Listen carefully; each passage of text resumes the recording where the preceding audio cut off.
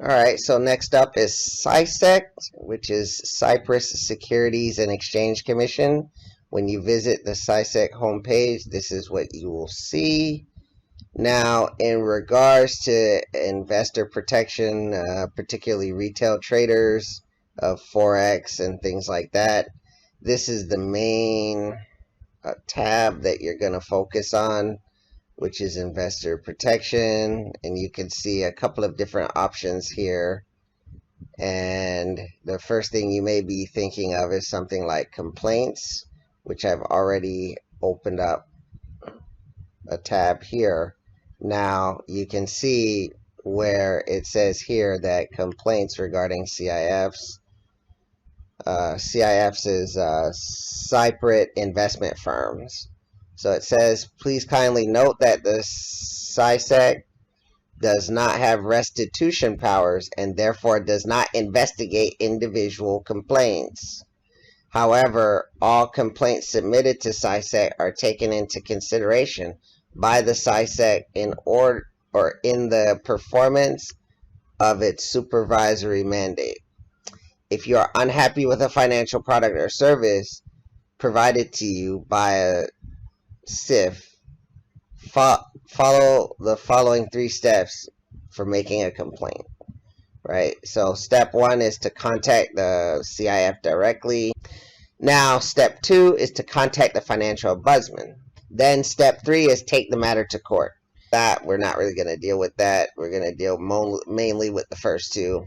So quickly, here's the complaint. So if you want to complain to CySec, you can, but as they said earlier, the complaint, they're not going to investigate it, to compensate you with anything. You have to do that through the Financial Ombudsman.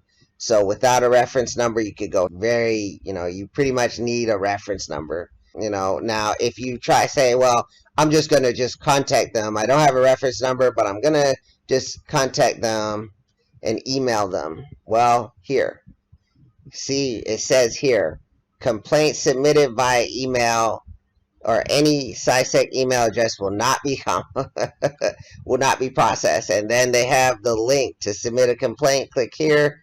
That takes you back to investor protection complaints regarding, so then you have to go back through what we're telling you there. So, all right, non-regulated entities.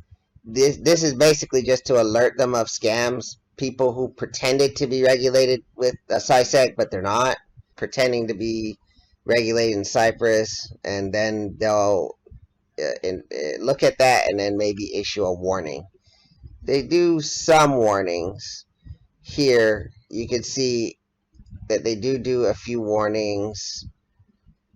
CySec warnings, there's 2 categories: CySec warnings and then warnings by the International Organization of Securities Commissions.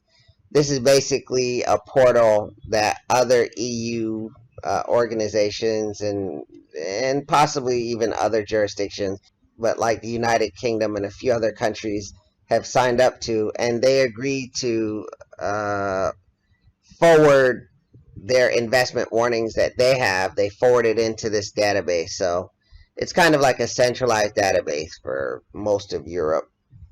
Anyway, I would advise people to just go to the individual regulator site, not just rely solely on this. But it is another tool that you could use. And then, of course, there's CySec warnings, which they have listings. They do seem to, at least once a month or every other month or so, they do post warnings about unregulated entities, as the case may be. So you could take a look at that. Here's a list. And now to get to the list of firms, you can actually type in. So if you want to see if a particular brokerage is located, you can actually use the search feature here or go in alphabetical order. But I found it easier to actually go and look at the approved domains and then use like the browser's find feature. You could press Control F and then you could search for a brokerage. So you could search for a brokerage and see what uh, internet domain names that they use. But it's also a quick way to find a separate firm, and then you could just click on their click. Oh, yeah, so you can click on their name here, and it actually links directly to their profile, their regulatory profile that CySec has for them.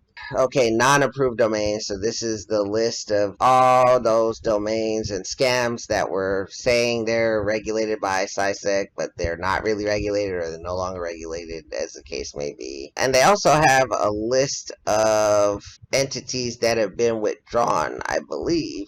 Then you can look at list of approved domains, but you could also look at former investment firms. You can see that some of them have been voluntarily renunciated and some of them have been kicked out. I won't go through the complete list here, but you can check that out as well. Now let's move on. When you click on the Financial Ombudsman, it downloads a PDF, and this is the PDF that comes up. It stresses that CySec has no restitution powers. So you must complain to the Financial Ombudsman if you want a chance at possibly getting, if your broker has been misbehaving and you want them to make things right and actually get some financial compensation if you lost any money. And you have a chance, not a guarantee, but a chance to get something back. Well, this one is in Greek.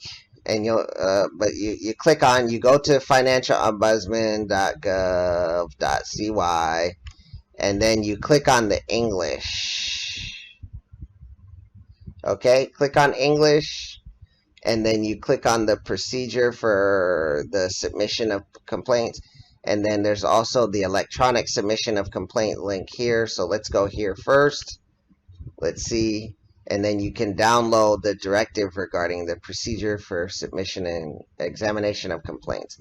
It kind of has a quick summary of what the procedure is for complaining, and they also included the forms to complain, but then there's also better looking forms here. The complaint form for individuals and then one for legal entities.